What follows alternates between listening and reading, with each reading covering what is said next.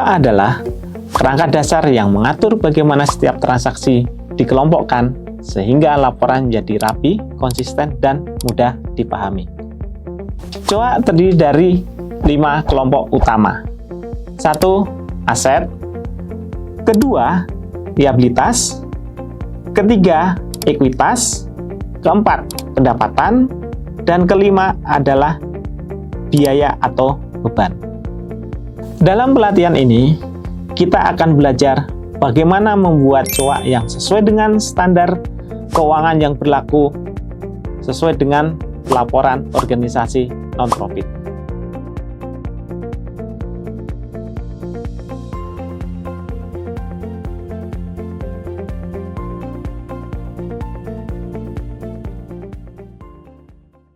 Oke, kita bisa langsung mulai aja. Assalamualaikum warahmatullahi wabarakatuh. Shalom, Om Swastiastu, Namo Buddhaya, salam kebajikan bagi kita semua.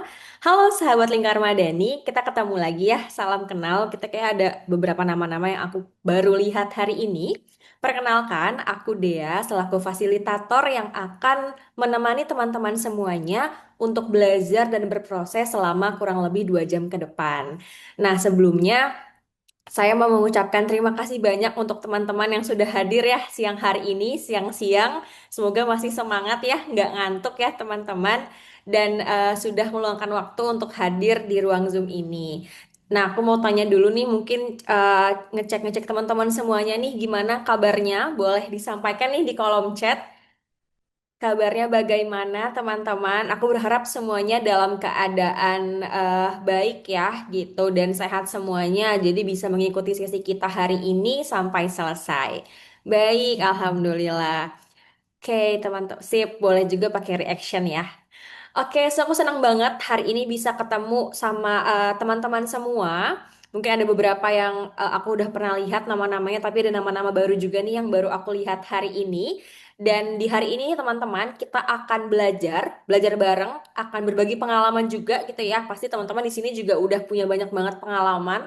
Nanti boleh banget kita sharing-sharing juga nih sama teman-teman lainnya. Dan di hari ini kita akan mengikuti sesi tentang menyusun kerangka arsitektur keuangan dan chart of account atau COA organisasi nirlaba gitu ya. Jadi di hari ini kita akan fokus dulu terkait kerangka arsitektur keuangannya dan besok tentang COA-nya gitu. Jadi nanti di hari ini teman-teman boleh banget siapkan pertanyaannya atau hal-hal yang mau ditanyakan ke narasumber kita hari ini seperti itu. Nah, sebelumnya saya juga mau menyampaikan sedikit ya gambaran dari kegiatan kita hari ini dan besok.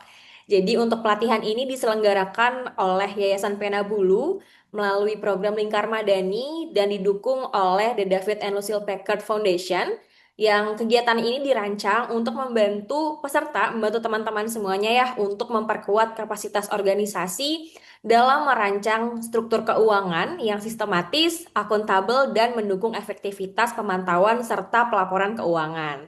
Dan melalui pelatihan ini juga diharapkan nanti teman-teman mampu membangun sistem keuangan yang nggak hanya sesuai dengan prinsip akuntansi aja, tapi bisa juga selaras dengan arah dan kebutuhan strategis organisasi masing-masing ya teman-teman seperti itu.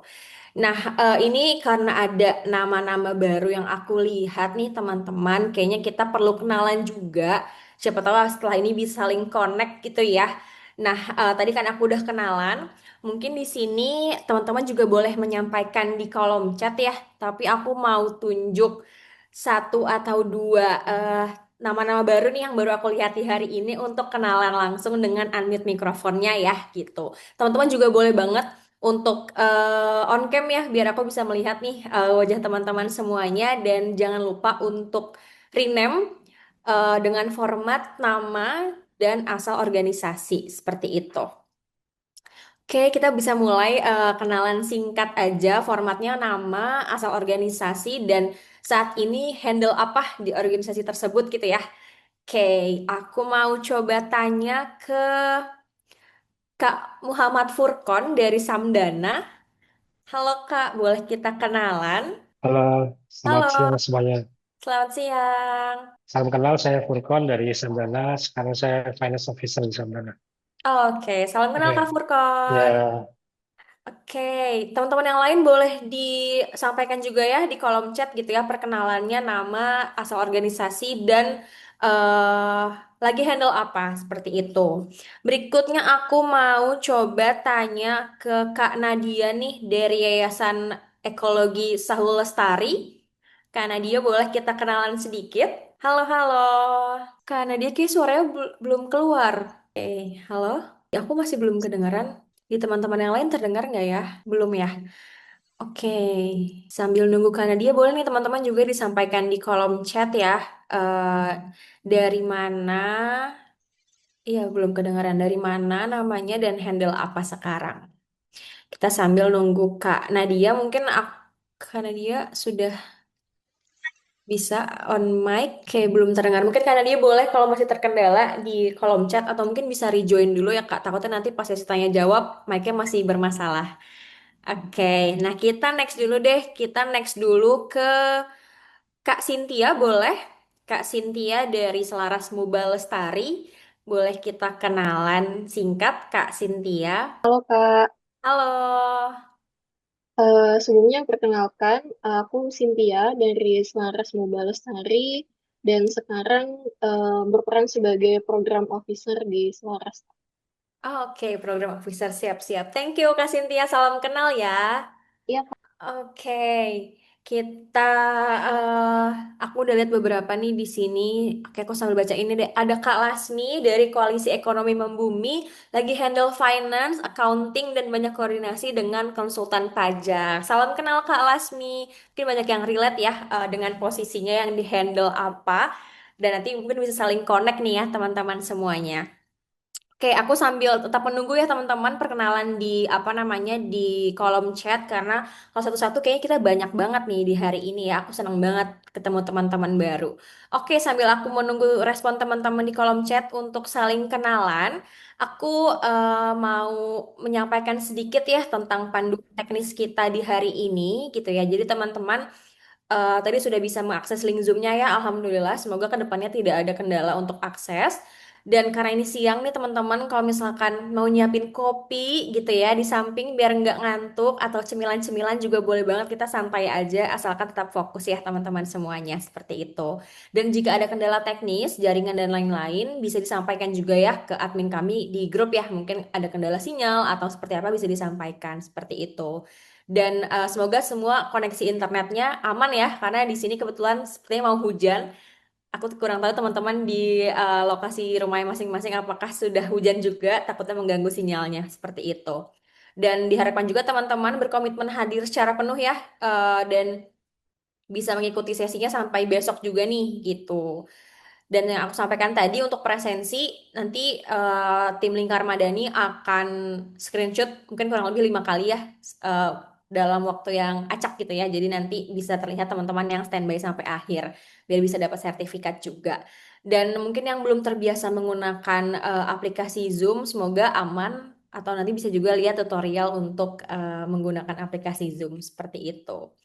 Nah, ini karena di awal nih kita masih full tim gitu ya. Mungkin aku mau dokumentasi dulu nih karena takutnya nanti ada kendala atau oke, nah aku udah lihat semuanya nih wajah-wajah barunya juga. Oke, oke, aku bantu untuk oh iya, hujan deras. Semoga aman ya Kak Dwi dari IOG. Semoga teman-teman yang lain juga kalau lagi hujan di rumah atau di kantornya tetap aman ya untuk sinyalnya. Oke, aku coba untuk screenshot dulu ya untuk sesi kita hari ini. Mungkin boleh gaya bebas kali ya, biar kita nggak kaku-kaku banget nih teman-teman ya. Oke, aku bantu hitung. 1, 2, 3. Boleh sekali lagi. 1, 2, 3. Oke, siap sudah. Aku screenshot untuk dokumentasi awal kita, teman-teman. Nah, aku juga mau untuk apa namanya mencoba mengenalkan dulu nih ya secara singkat pembicara kita pada hari ini, narasumber kita yang sudah expert banget pastinya di bidang keuangan gitu ya. Hari ini kita bareng sama Mas Dwi Wantoro selaku direktur dari Fulcra. Mungkin teman-teman pernah dengar.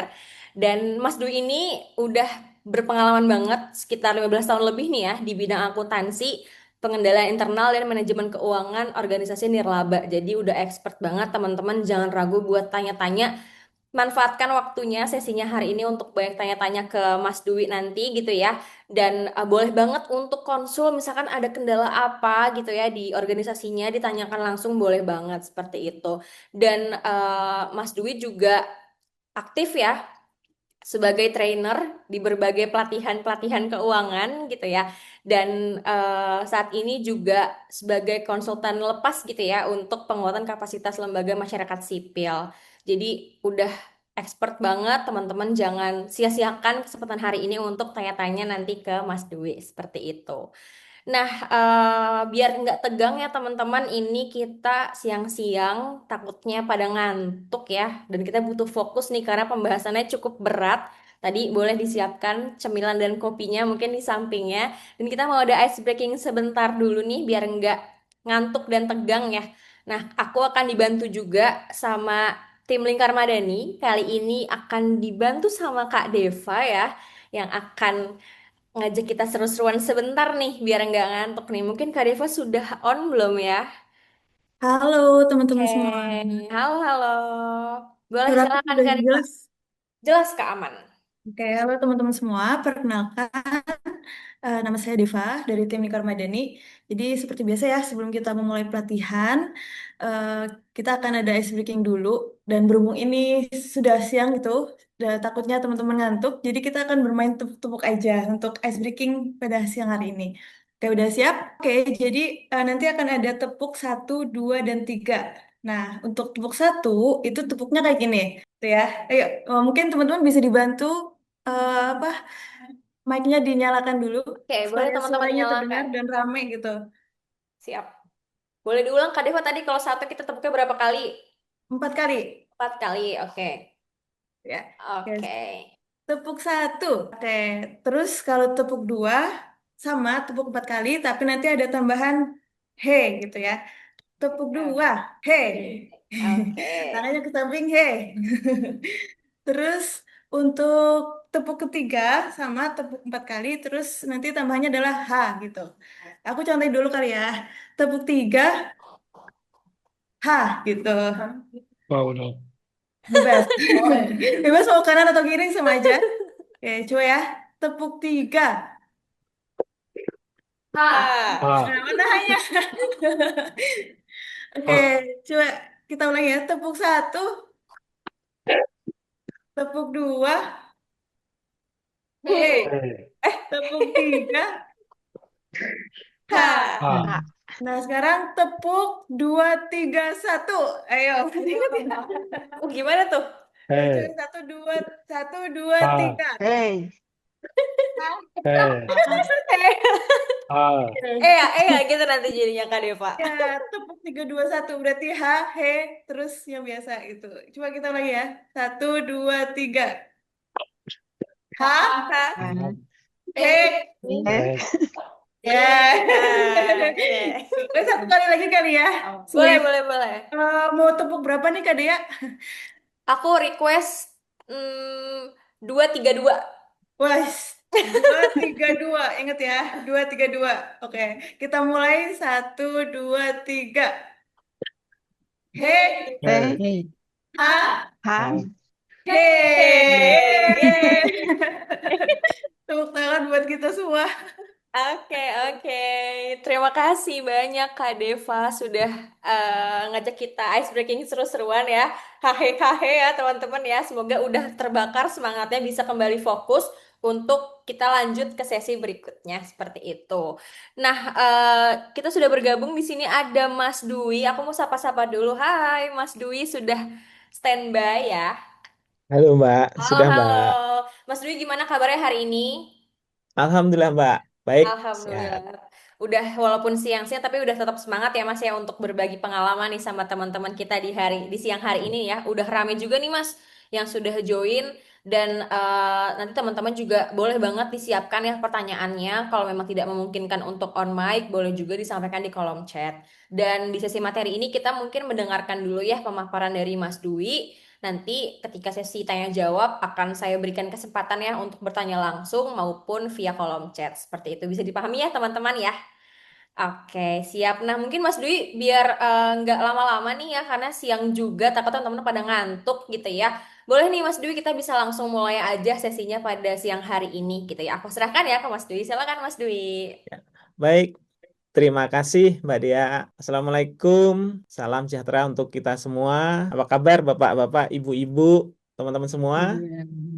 Alhamdulillah baik, Baik, Alhamdulillah. Suara saya bisa didengar dengan baik? jelas. Jelas ya. Baik, terima kasih.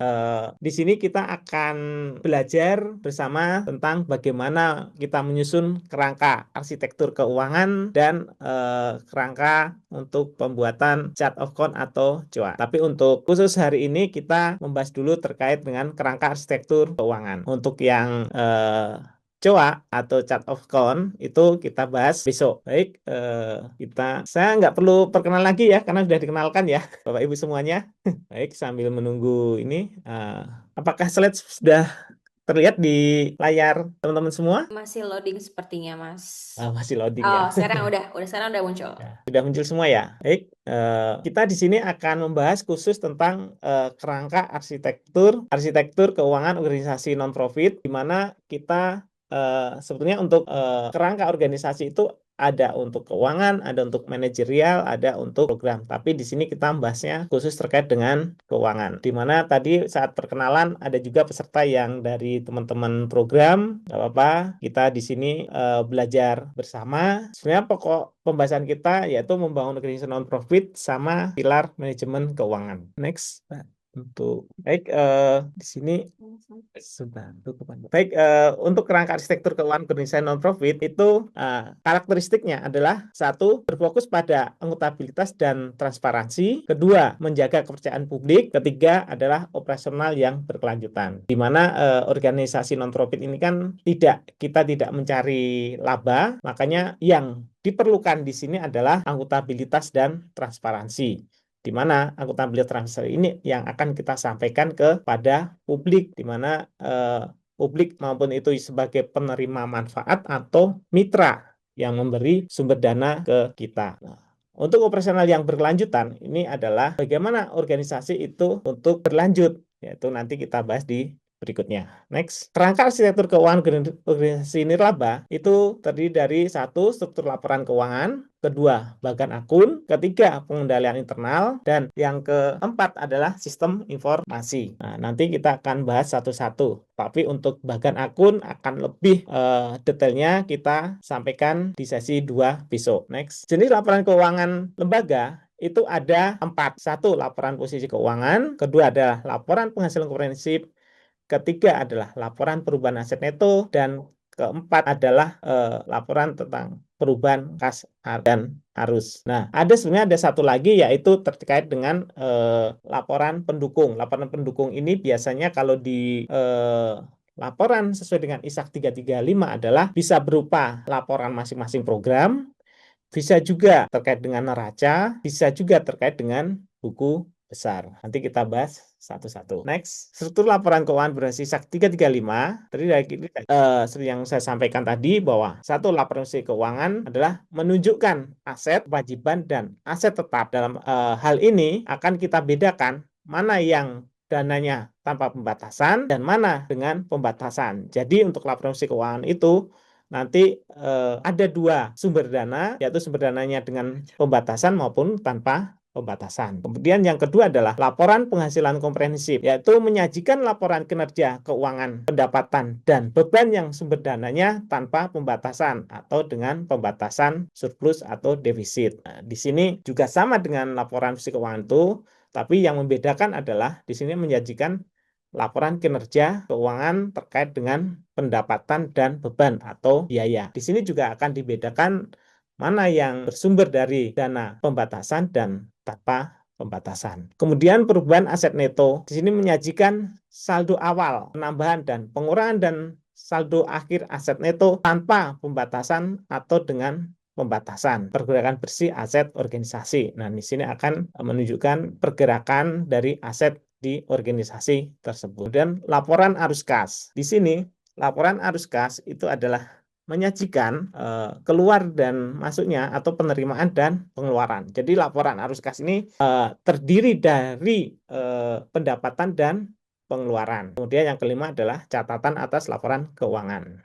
Nah, ini menyajikan tambahan kebijakan akuntansi dan detail yang tidak tertera dalam laporan utama. Yang dimaksud dengan laporan utama ini adalah 4 yang di atas ini adalah ini masuk yang disebut dengan laporan utama. Di mana kalau teman-teman itu pernah diaudit, maka laporan yang muncul adalah laporan utama ada 4 ini.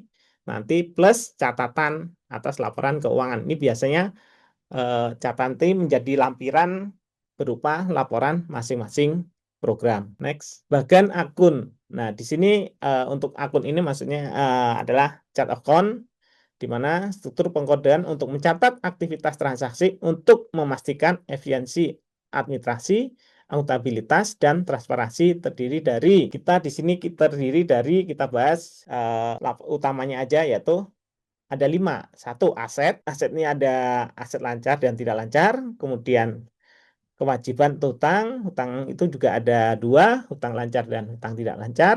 Kemudian aset neto. Nah, aset neto ini biasanya kalau khusus untuk non-profit itu disebut aset neto, tapi kalau untuk organisasi profit ini disebut modal. Nah, aset neto itu juga sama, ada tanpa pembatasan sama aset neto dengan pembatasan. Kemudian pendapatan ini bisa dari donasi atau hibah atau dari usaha atau jasa.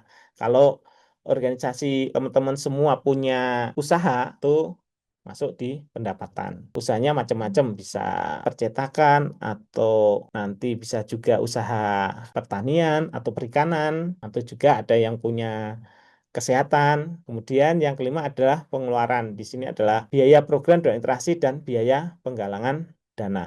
Nah, jadi untuk bagian akun itu terdiri dari 5 item pokok. Nanti di mana di masing-masing item ini nanti ada subnya sampai nanti ke activity. Nah, ini akan kita bahas secara detail pada sesi besok. Next, pengendalian internal. Prosedur untuk memastikan akurasi data keuangan atau perangkat, pemisahan tugas dengan sumber dana, dan pengelolaan resiko atau SOP. Nah, perangkat di sini bisa sering disebut tool, SDM kompeten organisasi merupakan staf memahami pencatatan, pengelolaan resiko atau SOP. Nah, kenapa yang dimaksud dengan perangkat atau tool ini adalah untuk pencatatan organisasi adalah untuk mencatat atau pembukuan atau terkait dengan proses di keuangan. Kemudian SDM, kompeten organisasi merupakan staf akuntansi yang memahami tentang pencatatan. Nah, kemudian pengelolaan resiko SOP. SOP ini fungsinya adalah bagian dari sistem pengendalian internal. Karena sering juga sistem informasi prosedur ini sebagai kalau di keuangan kita sering menyebut adalah SOP keuangan, ini menjadi panduan atau kitabnya keuangan dalam menjalankan proses di keuangan. Biasanya teman-teman kalau ada pengajuan atau permohonan itu kan ada kelengkapan bukti. Nah, biasanya kelengkapan bukti dan prosedur itu akan dicatat di SOP. Semua harusnya ada di SOP itu sendiri. Sehingga kalau biasanya teman-teman mengembalikan permohonan itu kepada PIC karena kekurangan dokumen, biasanya dasarnya adalah dari SOP. Next, landasan formal organisasi non-profit, yaitu organisasi non-profit itu dibagi menjadi 2, yaitu berbasis anggota sama tidak berbasis anggota. Kalau yang berbasis anggota itu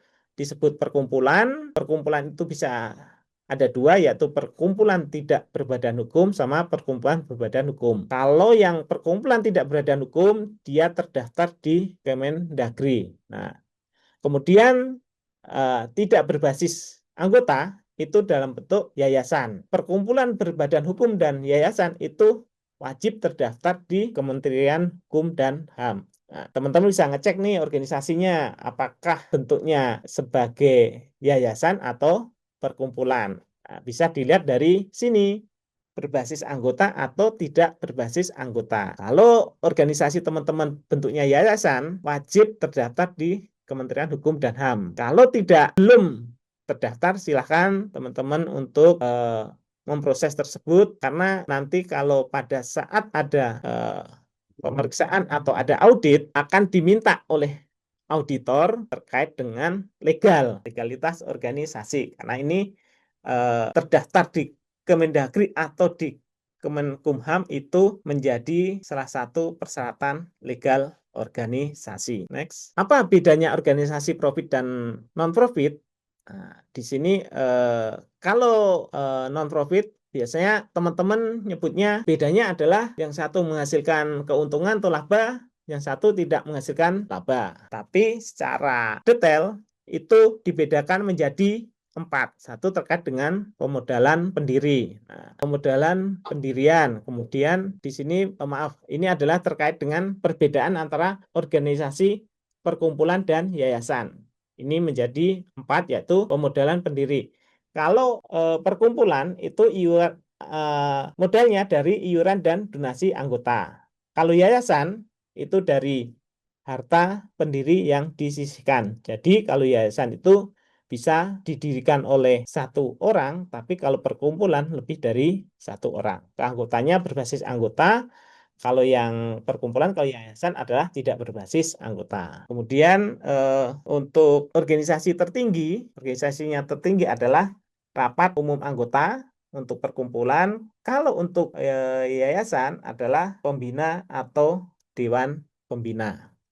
Kemudian organisasi non-profit itu boleh melakukan kegiatan usaha. Kalau perkumpulan itu adalah boleh tanpa pembatasan untuk penyertaan dana dalam suatu entitas. Jadi kalau perkumpulan mau melakukan kegiatan usaha itu dalam penyertaan dananya itu tidak terbatas. Tapi kalau yayasan itu boleh, tapi penyertaan dananya adalah 25% dari aset. Aset ini nanti bisa dilihat di laporan. Next, apa bedanya organisasi profit dan non-profit? Bedanya adalah di sini ada 6, yaitu tujuan pendirian. Bila organisasi profit itu bila mendapatkan laba dibagi ke pemodal atau investasi. Tetapi untuk organisasi non-profit bila mendapat kalau di non-profit itu nyebutnya bukan laba, tapi adalah selisih lebih atau surplus untuk pengembangan program. Jadi kalau ada selisih lebih atau surplus itu bukan lari ke pembina atau kepada pengurus, tapi digunakan untuk pengembangan organisasi. Beda dengan kalau profit kan dibagi ke pemodal atau investor. Kemudian pemodalan pendiri. Kalau profit itu ada pemodal, kalau non-profit itu pendiri bukan pemodal. Karena jelas biasanya pendirian yayasan itu adalah untuk sosial, jadi bukan untuk mencari laba. Karakteristik sumber dana, kalau profit itu adalah bebas digunakan, tetapi kalau non-profit itu dananya itu dibagi menjadi dua, yaitu ada pengaturannya tanpa pembatasan dan dengan pembatasan. Kalau kenapa ada pembatasan dan tanpa pembatasan? Karena kalau yang dengan pembatasan ini bahwa dana ini bersumber dari mitra atau donor, di mana dana kalau kita terima dari donor itu adalah digunakan sepenuhnya untuk kegiatan sesuai dengan MOU kita dengan donor. Tidak boleh dana tersebut digunakan di luar sesuai dengan kesepakatan. Kalau yang tanpa pembatasan ya keperluannya tanpa harus ada persetujuan dengan pihak ketiga atau pihak luar. Kemudian format laporan keuangan, kalau profit adalah sesuai dengan PSK 001, kalau non-profit adalah sesuai dengan ISAK 335. Kemudian dasar pelaporan keuangan, yang satu ada SAK umum, yang satunya yang profit adalah SAK etap atau SKEP. Ini per 1 Januari 2025. Kemudian perlakuan akuntansi untuk profit itu adalah aset tetap, kalau non-profit adalah pendapatan. Nah, di sini ada landasan organisasi atau peranti.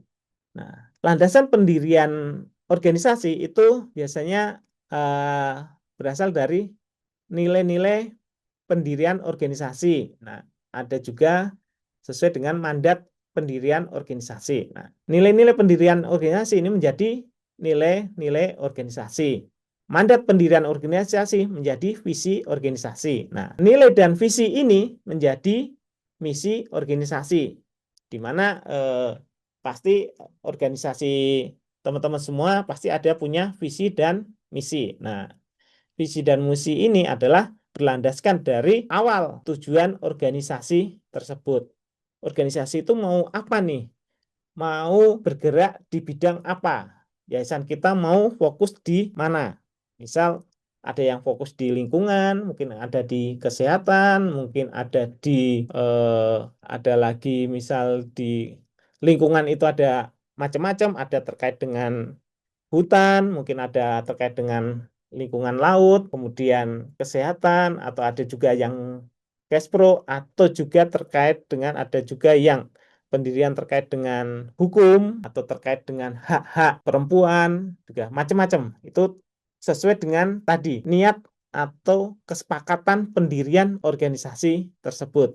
Maka itu akan dituangkan dalam misi organisasi. Dengan misi organisasi ini akan berperan terkait posisi organisasi sama peran organisasi. Peran organisasi yaitu kita mau ngapain nih? Udah punya misi, kemudian mau ngapain, dan tujuan adalah kita nanti akan sumber dananya dari mana? Karena pasti kita akan mengajukan mencari dana ke pihak eksternal, itu pasti ke organisasi yang sesuai dengan visi misi organisasi. Ya kalau biasanya terkait dengan lingkungan pasti akan minta kita mencari dana ke pihak donor yang terkait dengan kampanye lingkungan, pasti ke hal-hal yang sesuai. Beda dengan nggak mungkin kita isunya di lingkungan, ngajukan proposal ke isu kesehatan. Nggak nyambung nanti. Next, tata kelola organisasi. Setelah ada misi organisasi, ini akan menjadi fokus area atau intervensi,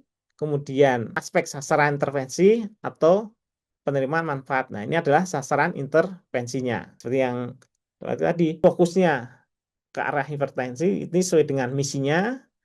Kemudian sasaran ini adalah nanti akan organisasi ini posisinya mau ada di mana atau perannya seperti apa.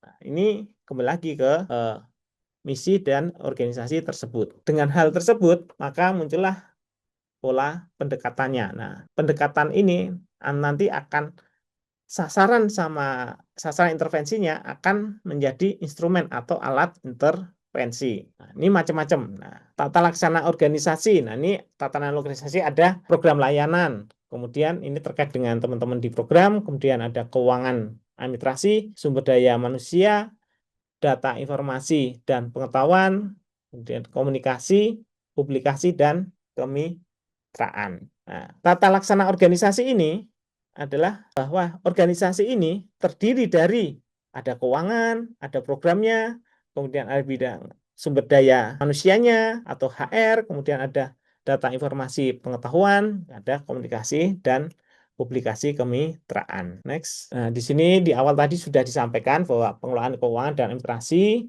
ini terdiri dari tool, perangkat, kemudian sumber daya manusia, mekanisme kerja, SOP.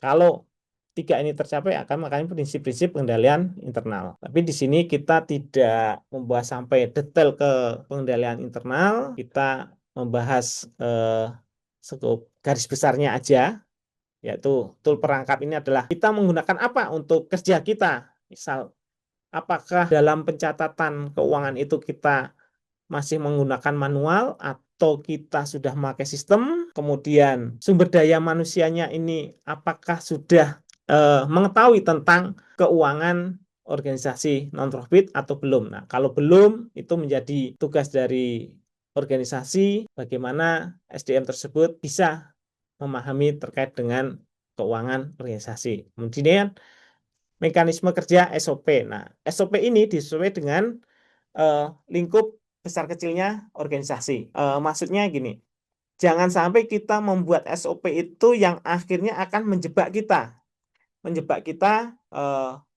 Contohnya SOP kita terlalu lengkap, tapi secara organisasi SDM kita belum kemampuan kita belum nyampe sesuai dengan SOP. Contohnya, misal dalam alur alur dalam keuangan itu kan biasanya dalam pengajuan dari PIC lari ke mana, ke admin keuangan, dari admin keuangan nanti di-approve ke kepala atau ke manajer keuangan baru ke direktur. Nah, seperti itu. Padahal organisasi kita lagi berkembang, di mana biasanya orang keuangan itu yang menjabat sebagai kasir, juga menjabat sebagai admin finance, juga sebagai finance. Nah, kalau kita membuat SOP-nya itu secara detail, maka ini akan menjadi jebakan buat kita. Karena kalau disesuai dengan alurnya, tidak sesuai. Ini sering saya temuin pada saat saya mengaudit itu, ada yang SOP-nya bagus, tapi organisasinya belum mampu untuk menjalankan sesuai dengan regulasi di SOP. Karena apa? Karena keterbatasan sumber daya. Nah, jangan sampai. Jadi kalau teman-teman membuat SOP, disesuaikan dengan kemampuan organisasi. Maksudnya kemampuan ini bukan terkait dengan kemampuan finansial, tapi organisasi ini kalau SOP-nya secara seperti ini, itu mampu nggak dijalankan organisasi? Kalau nggak mampu, lebih baik diturunkan, tapi tidak mengurangi prinsip-prinsip dalam pengendalian internal. Yang penting sudah ada SOP-nya berjalan sesuai dengan bisa diimplementasikan. Jangan sampai SOP-nya ada, bisa diimplementasikan, tapi tidak sesuai dengan isi SOP. Dan pilar manajemen keuangan di sini ada 4, yaitu pengendalian, perencanaan, data akuntansi, dan pengawasan. Di sini ada pengendalian. Pengendalian adalah tadi pengendalian secara internal, bagaimana proses di keuangan itu sudah sesuai dengan SOP belum, kemudian perencanaan, apa sih rencana ke depannya organisasi ini, kemudian data akuntansi ini datanya itu aman atau tidak, dalam pencatatan itu sudah sesuai dengan prosedur atau belum. Nah, setelah itu ada pengawasan. Nah, pengawasan ini bisa dari pengawasan internal maupun eksternal. Internal bisa sebagai internal auditor atau di luar sebagai eksternal auditor. Karakteristik keuangan organisasi non-profit. Nah, ini karakteristiknya adalah cara memperoleh sumber daya, transaksi khusus, siklus pengelolaan, serta kategori. Dalam hal ini adalah kategori penerimaan dan biaya. Cara memperoleh sumber daya. Nah, cara memperoleh sumber daya yaitu seperti yang saya sampaikan tadi, bahwa kita bisa mengajukan sumber daya tersebut. Sumber daya itu bisa terkait dengan SDM-nya, manusianya, bisa juga terkait dengan finansial. Nah, terkait dengan keuangan, sumber daya itu kan bisa kita mengajukan ke pihak donor yang sesuai dengan visi misi organisasi. Kemudian transaksi khusus. Transaksi khusus di sini maksudnya adalah organisasi non-profit itu ada beberapa kaidah-kaidah yang berbeda dengan organisasi profit. Nah, ini transaksi ini terkait dengan bagian akun. Nah, besok akan kita bahas terkait dengan bagian akun. Ada sesi besok pagi. Kemudian siklus pengelolaan. Nah, siklus pengelolaan ini terkait dengan SOP, yaitu sudah sesuai dengan prosedur regulasi yang ada di organisasi. Kemudian kategori pendapatan dan biaya. Kalau kategori pendapatan itu biasanya pendapatan itu bersumber dari dana hibah, kemudian donasi atau sumbangan, ada juga dari iuran anggota, bisa juga dari kontribusi. Kontribusi itu bisa dari pihak eksternal maupun internal. Kemudian biaya ini biasanya kita bagi menjadi biaya program, kemudian ada biaya manajemen dan administrasi, kemudian biaya penggalangan dana, ada juga nanti ada biaya lain-lain. Mana di masing-masing apa bedanya biaya program sama biaya administrasi dan manajemen? Yang biaya program ini khusus untuk nanti biaya program sebetulnya sama, biaya program sama biaya administrasi manajemen itu isinya nanti sama, biasanya terdiri dari biaya personel, kemudian ada lagi biaya perjalanan dinas, biaya honor profesional, ada lagi biaya pengadaan barang dan jasa, biaya penyusutan, ada juga biaya yang lainnya. Itu besok kita bahas terkait dengan apa yang masuk di biaya-biaya dan pendapatan, besok kita bahas di bagian akun. Nah, bagaimana cara memperoleh sumber daya? Ini dari jenisnya yaitu sumbangan seperti yang saya tadi, ada sumbangan untuk pendapatan, bukan sumbangan atau penghasilan. Yang dimaksud sumbangan pendapatan itu tadi saya sampaikan hibah, donasi, kemudian iuran anggota, bisa juga jasa.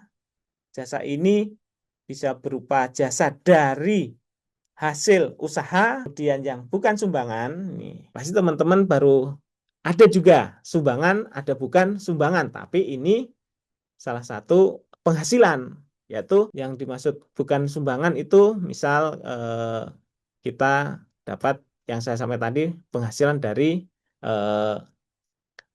usaha.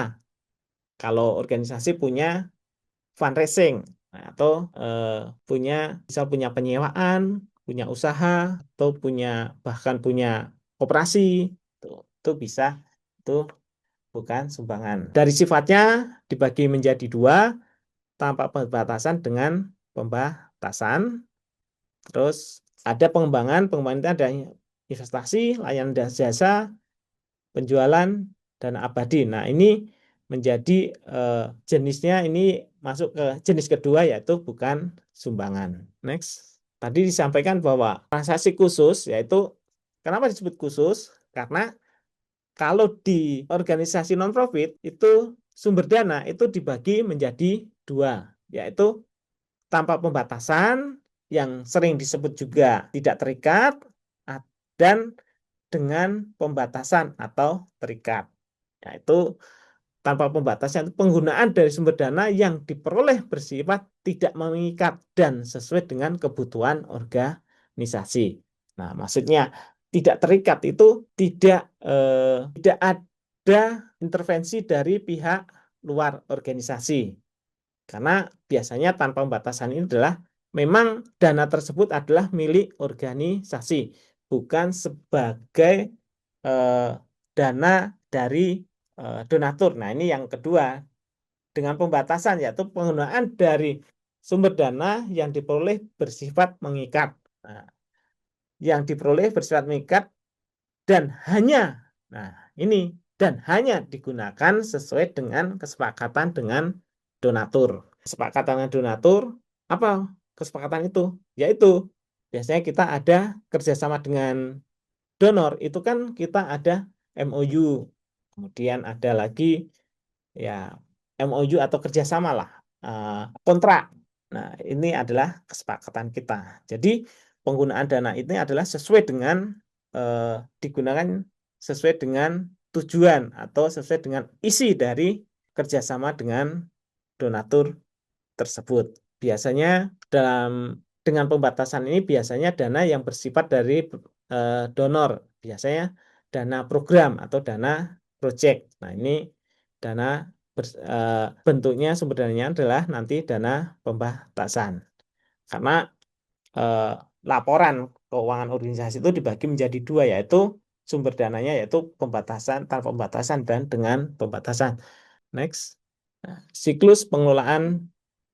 Jadi ini adalah siklus pengelolaan organisasi, yaitu satu adalah peranggaran strategis, kemudian ada siklus keuangan strategis, yaitu berupa penerimaan, kemudian ada pembentukan cadangan, kemudian ada lagi pelaporan keuangan, kemudian ada analisa laporan dan kesehatan keuangan. Maksudnya analisa laporan kesehatan keuangan itu adalah bahwa laporan itu dianalisa apakah keuangan kita itu sehat atau tidak. Itu setelah laporan itu dianalisa. Tuh. Anggaran ini adalah bahwa siklus keuangan adalah pertama adalah setelah ada anggaran, kemudian ada penerimaan, anggaran itu penerimaan, terima dana, dana dikeluarkan, setelah dikeluarkan dicatat menjadi laporan, laporan kemudian dianalisa. Nah, ini adalah siklus pengelolaan keuangan organisasi. Next, kemudian kategori penerimaan. Nah, di sini saya bikinkan 3 level, yaitu level 1 adalah terkait dengan penerimaan, level kedua adalah penerimaan itu ada 3 yang saya sampaikan tadi, bahwa ada berbentuk sumbangan atau pendapatan, kedua adalah non sumbangan atau penghasilan, dan yang terakhir adalah penghasilan komprehensif lainnya. Nah, apa yang masuk sumbangan atau pendapatan itu ada hibah atau donasi, kontribusi, iuran anggota. Kemudian apa yang masuk ke yang sumbangan itu bisa terdiri dari yang non sumbangan atau biasa disebut penghasilan adalah hasil dari layanan jasa, penyewaan fasilitas. Kalau kita misal menyewakan fasilitas, maksudnya yang disewakan misal kantor nih sering sepi nih karena banyak yang WFH, ternyata ada ruang yang kita sewakan. Nah, itu bisa menjadi salah satu pendapatan. Atau kita menyewakan peralatan misal kita menyewakan mesin fotokopi, atau kita menyewakan proyektor, kemudian dicas. Nah, itu kan hasilnya itu menjadi penghasilan. Kemudian ada lagi hasil investasi. Ternyata kita punya deposito atau kita punya dana reksa. Jadi sisa dana kita itu kita taruh di bank menjadi deposito. Misal kita punya 5M kita taruh di deposito atau di dana reksa atau dalam saham. Itu kan kita akan mendapat penghasilan bunga. Nah, hasil itu menjadi hasil investasi. Kemudian penjualan produk bisa contoh kalau di organisasi itu ada yang menjual kaos, kemudian ada juga yang menjual buku atau produk-produk lainnya, atau cenderamata, bisa gantungan kunci atau topi. Nah, ini tergantung dari kreativitas dari organisasi tersebut. Bisa juga menjual hasil pertanian, bahkan ada juga yang punya kapal dia sewakan. Nah, ini biasanya ada tuh organisasi yang terkait dengan isu kelautan, kan dia punya peralatan kapal misal, kan bisa disewakan. Kemudian isu pertanian itu bisa menghasilkan, dan dia menghasilkan produk. Nah, itu yang kita jual. Kemudian penghasilan komprehensif lainnya itu terdiri dari aset neto dibebaskan dari pembatasan, kemudian ada aset neto berakhir batasannya, sama penerimaan lainnya. Nah, aset neto dibebaskan dari pembatasan ini adalah misal tadinya dengan pembatasan menjadi tanpa pembatasan. Tapi untuk aset neto dibebaskan dari pembatasan ini nanti sebenarnya ini ada di bagian akun nanti, tapi ini tidak boleh untuk transaksi. Karena aset neto itu kan modal itu kan tidak boleh untuk pencatatan. Jadi ini aset neto berakhir batasannya. Nah, kalau aset neto berakhir batasannya ini adalah kalau kita punya kerjasama dengan donor ternyata sudah selesai. Nah, sisa dana ini setelah kita laporkan ke pihak donor, ini proyek sudah selesai, kita laporkan ke pihak donor, ternyata masih ada sisa dana, misal dari sisa dana 500 juta. Nah, kita sampaikan ke donor, dan ternyata sama pihak donor dana ini diserahkan lagi ke organisasi. Nah, ini menjadi aset neto berakhir batasannya. Jadi aset neto akan yang tadinya punya donor akan dipindah ke organisasi, yaitu disebut dengan aset neto berakhir batasannya. Penerimaan lainnya itu bisa terdiri dari bunga bank. Bunga bank itu adalah salah satu penghasilan komprehensif lainnya. Next. Berikutnya adalah terkait dengan pengeluaran atau biaya. Ini sama, kita bedakan menjadi 3, yaitu menjadi yang biaya-biaya itu ada biaya program, sumber hibah, pendanaan, sama manajemen umum atau sumber swadaya. Nah, program sumber hibah ini terdiri dari biaya personel, biaya profesional, biaya pembelian aset. Nah, biaya personel itu bisa terdiri dari gaji, tunjangan-tunjangan, transport. Nah, ini masuk ke biaya personel. Yang dimaksud tunjangan itu bisa tunjangan kalau teman-teman masuk BPJS, kemudian bisa juga tunjangan kesehatan di luar BPJS, kalau organisasinya mampu. Nah, itu ada nanti biaya personel, kemudian ada biaya profesional, ini adalah kayak kita bayar konsultan, biaya audit, nah itu masuk ke biaya profesional, kemudian ada biaya pembelian aset, nah ini biaya-biaya pembelian barang, kemudian berikutnya adalah pendanaan sumber fundraising. FR itu maksudnya fundraising adalah pencarian sumber dana dengan di luar program, yaitu terdiri dari biaya perjalanan, kemudian biaya bantuan program, biaya publikasi, kemudian ada biaya admin kantor. Jadi level 1, level 2, level 2 itu bahwa biaya dibagi menjadi 3. Nah, masing-masing itu level terdiri dari jadi level 3 ini akan di program itu ada biayanya sesuai dengan ini, ada personil dan sebagainya sampai ke biaya admin kantor ini masuk ke manajemen umum, sumber SWA, kemudian biaya penyusutan. Kalau biaya program itu tidak ada biaya penyusutan atau biaya amortisasi. Kenapa? Karena ini akan lari ke manajemen umum atau sumber swadaya.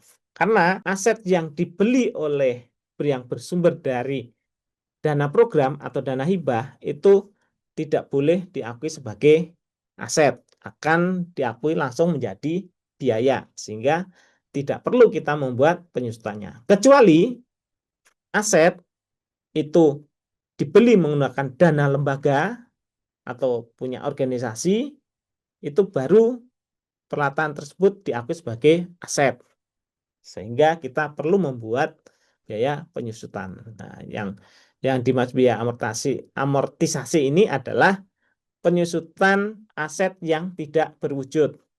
Contohnya kayak kita beli software, teman-teman sudah dalam pencatatan sudah menggunakan software. Nah, beli software itu bisa, dan pembelian ini menggunakan dana yang bersumber dari organisasi, itu akan menjadi aset yang tidak berwujud dan perlu dibuatkan adalah biaya amortisasi. Nah, ini adalah contoh tadi di slide sebelumnya kita membahas terkait dengan laporan keuangan. Laporan utama itu ada laporan posisi keuangan.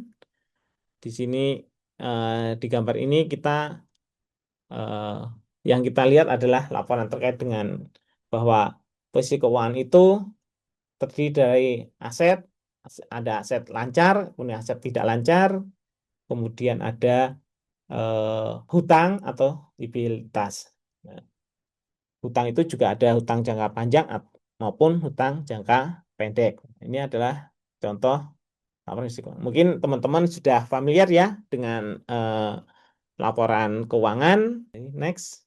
Nah, ini terkait dengan laporan penghasilan komprehensif. Nah, dalam laporan komprehensif ini, nah, sesuai disampaikan tadi bahwa sumber dana dibagi menjadi dua. Nah, ini di situ ada tanpa pembatasan dengan pembatasan, di sebelahnya lagi ada tanpa pembatasan dengan pembatasan. Di sini ini adalah membedakan eh, yang sebelah kiri adalah dulu kita sebelum ISAK 335 itu kan menggunakan PSK 45. Nah, ini membedakan aja, ini untuk membedakan laporan sesuai dengan PSK 45 dan ISAK 335.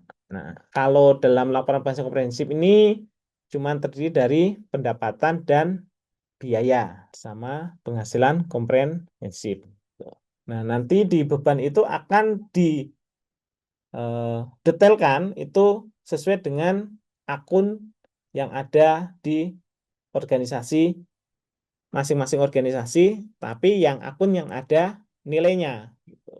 Nah, tadi disampaikan bahwa ada laporan pendukung atau biasa disebut dengan catatan E. Nah, di catatan E ini adalah berisi tentang laporan masing-masing program.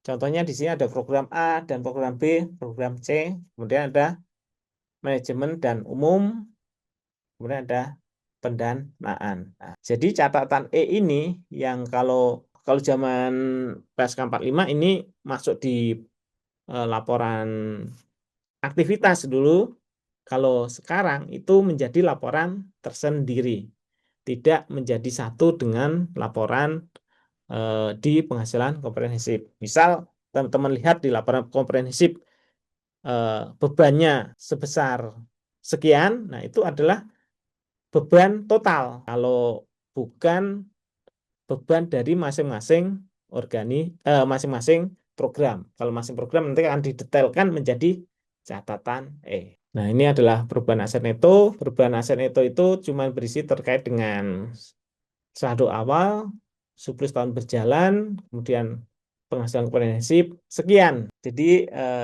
ini kita menyampaikan untuk terkait dengan ini sudah selesai. Silahkan teman-teman kalau mau bertanya, ada pertanyaan silahkan.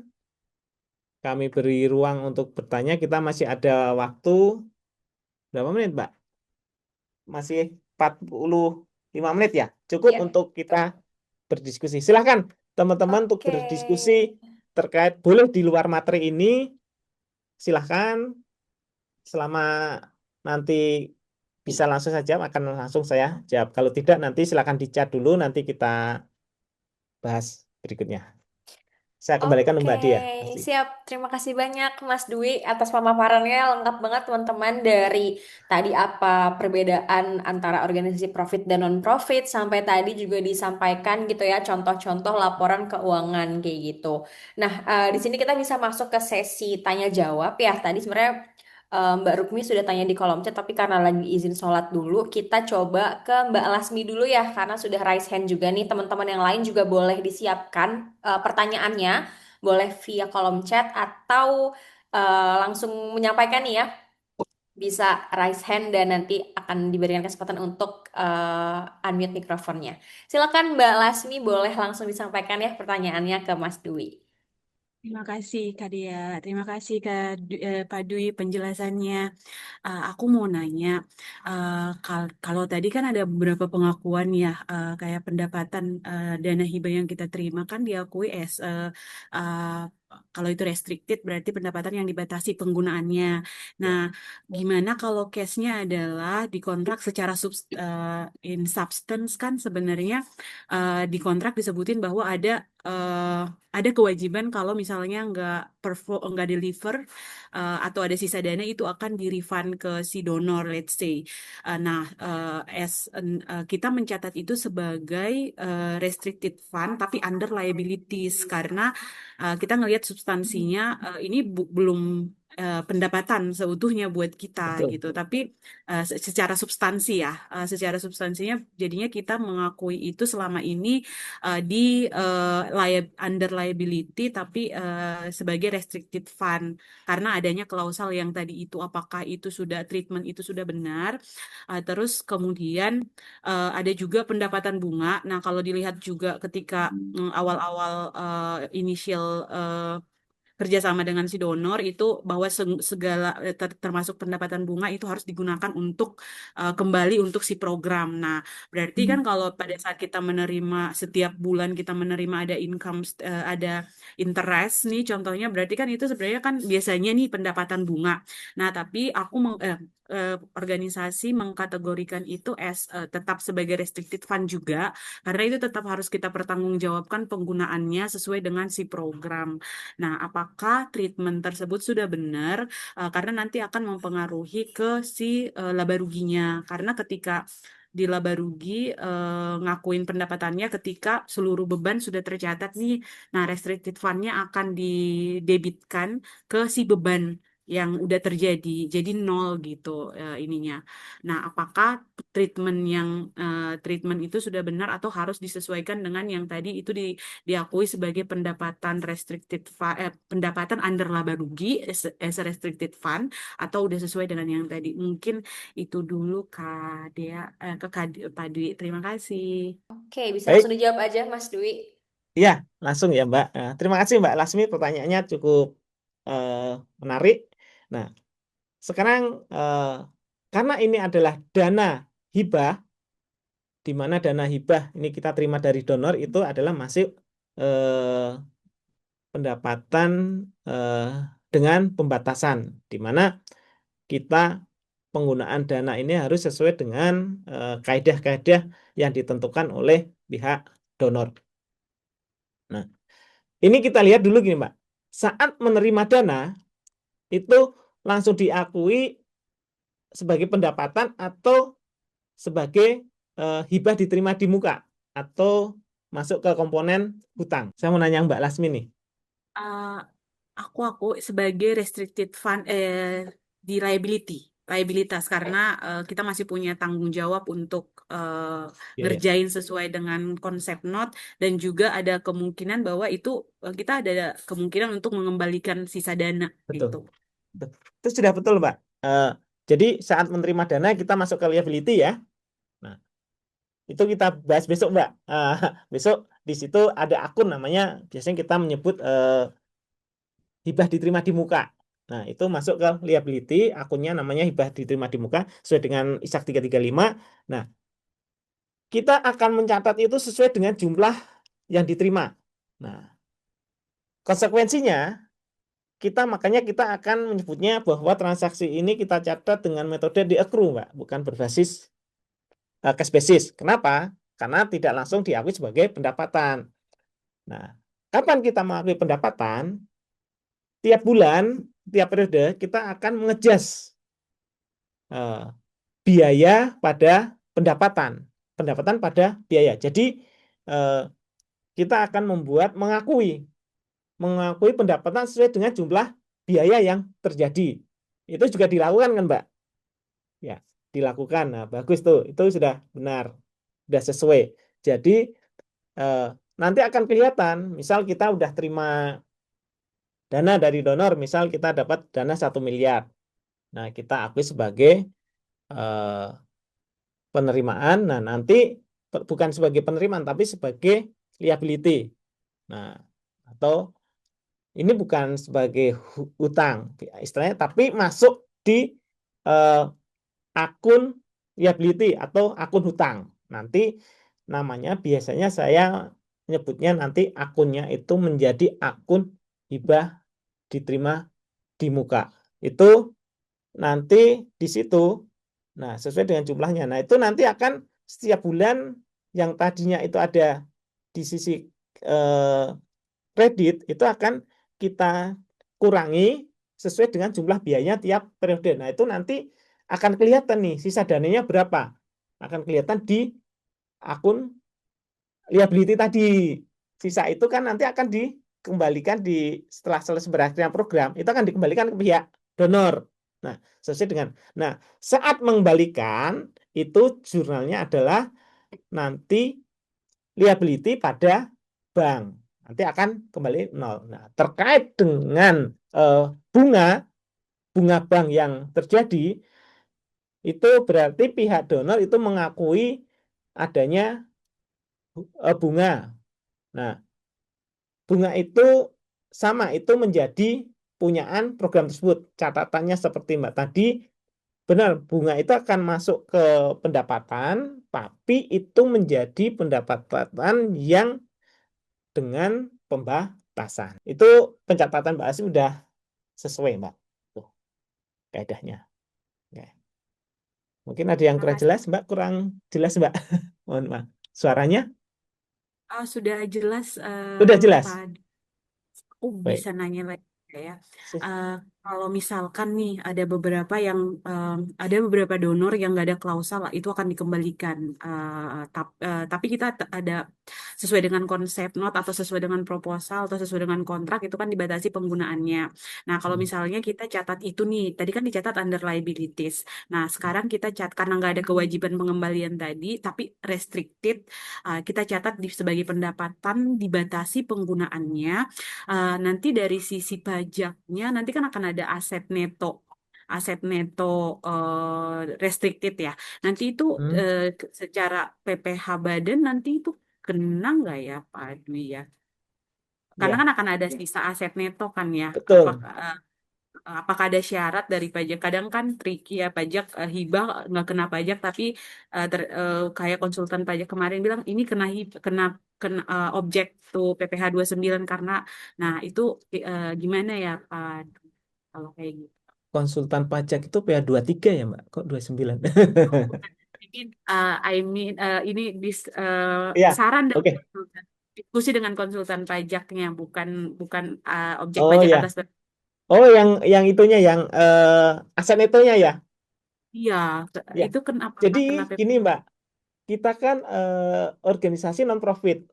Non-profit itu. Jadi, kita saat lapor itu kan akan nanti kelihatan surplusnya atau defisit itu akan kelihatan nanti di akhir tahun. Karena yang dilaporkan di PPh Badan itu kan yang nanti akan berakhir di 30 April itu adalah, nah itu ada namanya nanti rekonsiliasi fiskal. Jangan lupa rekonsiliasi fiskal. Jadi dana yang diterima yang pertanyaan kedua tadi, di mana bahwa di MOU itu tidak disampaikan bahwa sisa itu nanti akan dikembalikan atau tidak, itu tetap perlakuannya seperti yang pertama tadi, Mbak. Tetap dilakukan pencatatannya sama dengan yang pertanyaan pertama. Nah, itu karena apa? Karena sumbangan atau hibah itu kan tidak boleh dikenakan pajak. Betul kan? Nah, itu nanti semua biaya-biayanya itu yang terkait dan itu kan nanti akan disesuaikan dalam di pajak itu di rekonsiliasi fiskal. Yaitu rekonsiliasi untuk merekonsiliasi mana yang kena pajak, mana yang tidak. Biasanya nanti endingnya akan minus, kita akan nihil, nol gitu.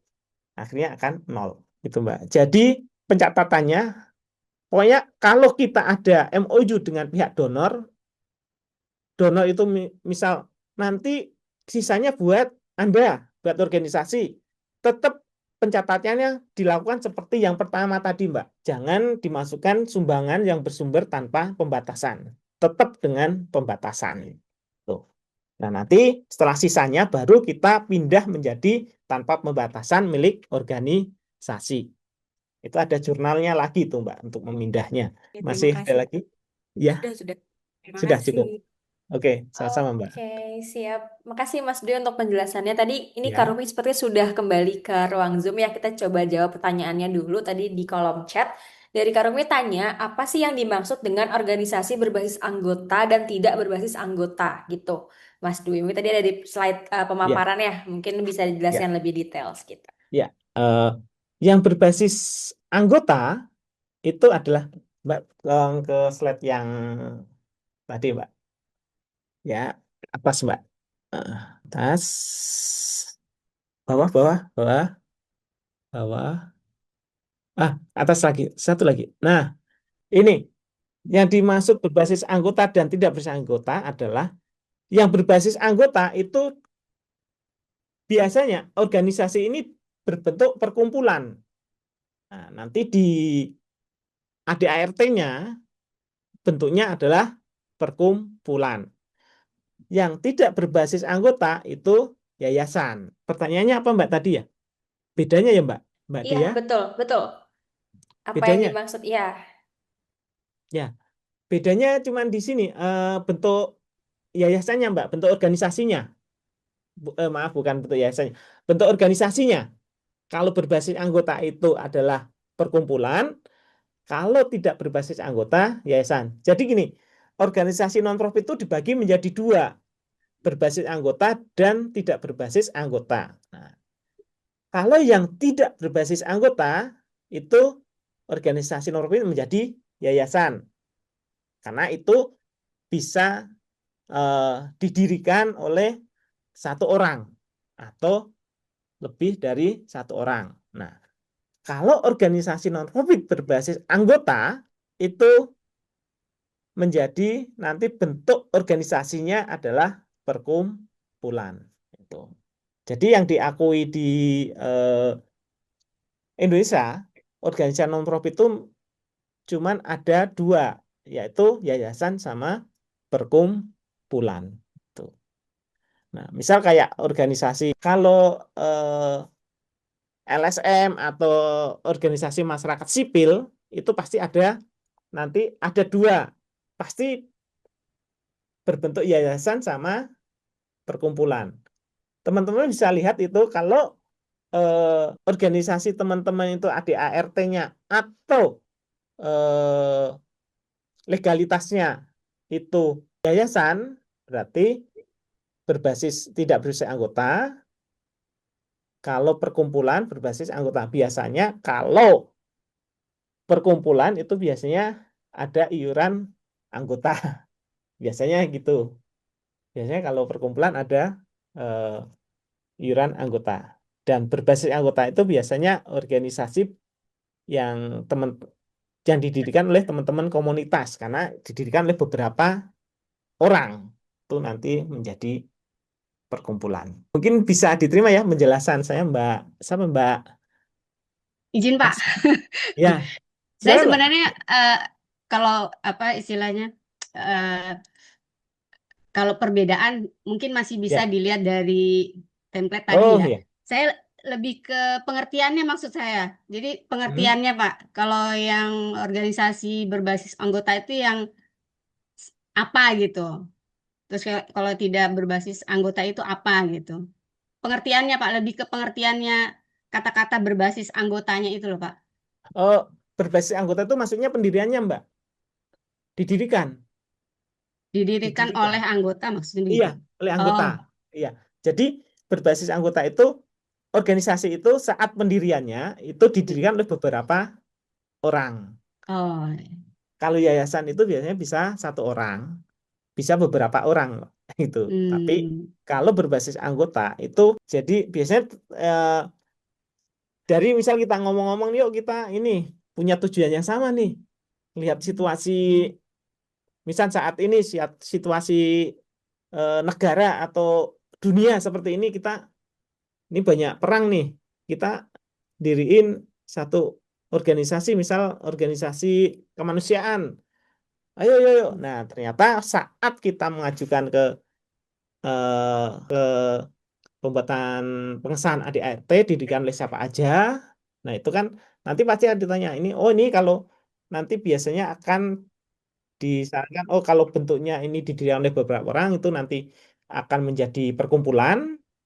Kalau satu orang yang maju mewakili itu nanti menjadi yayasan. Contohnya kayak yayasan pendidikan, Mbak. Yayasan pendidikan itu kan biasanya satu orang oh yang iya. punya. Ya itu yayasan pendidikan itu biasanya satu orang. Tuh. Baik Pak, terima kasih. Sama-sama, Bu. Oke, terima kasih. Semoga sudah terjawab ya, Mbak Rukmi.